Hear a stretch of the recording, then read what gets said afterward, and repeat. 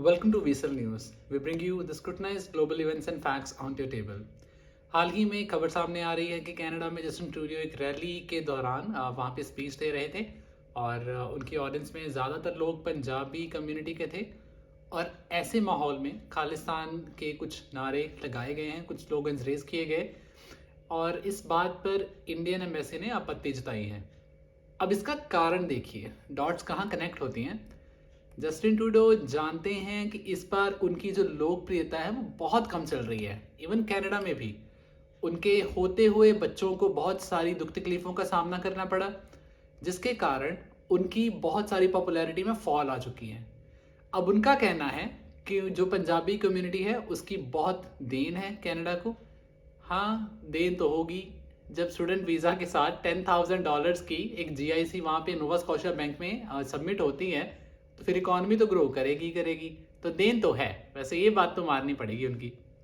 चलिए अगली खबर की ओर चलते हैं। अब रशिया से एक हिस्टोरिकल इवेंट जो है वो सामने आया है और ये आप कह सकते हैं कि एक इम्पॉर्टेंट जो इन्फॉर्मेशन है KGB के हवाले से। वहाँ पे एक सेक्सपियोनाज के प्रोग्राम के अंडर लड़कियों को तैयार किया जाता था ताकि वो अपने टारगेट्स को वहाँ पे उनसे इंफॉर्मेशन एक्सट्रैक्ट कर सकें। ब्लैक विडो आपने मूवी देखी होगी शायद, बस कुछ वैसा ही।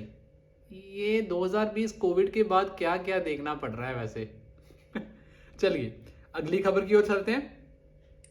Next is about Mahindra XUV जो कि लॉन्च हो चुकी है। दैट इज 3X0 मॉडल है और इसका प्राइसिंग है अराउंड 8 लाख रुपए।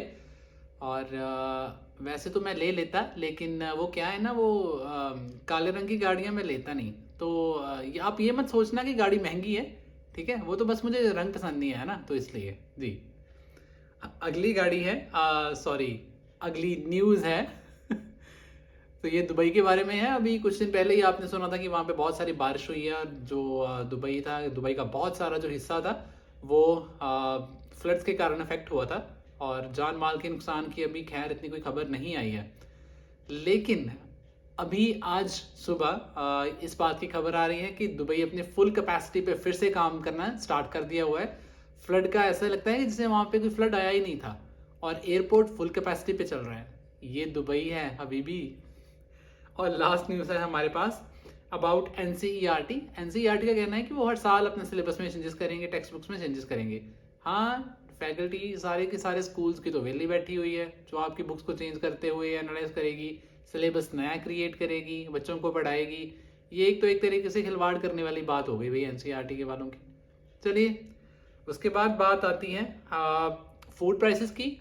जो सब्जियां हैं, हरी सब्जियां, पत्तेदार सब्जियां, इन सबका जो रेट है वो कम हो जाएगा। कम मतलब इतना कुछ फर्क शायद नहीं पड़ेगा। 40 रुपए की जो आइटम होगी शायद आपको 39.5 में या 39 में 38 में मिलेगी। तो हर बार की तरह इलेक्शंस आ रहे हैं तो इसको भी जुमला समझ के आप माफ कीजिएगा मिनिस्टर्स को। चलिए कल मिलते हैं। Thank you.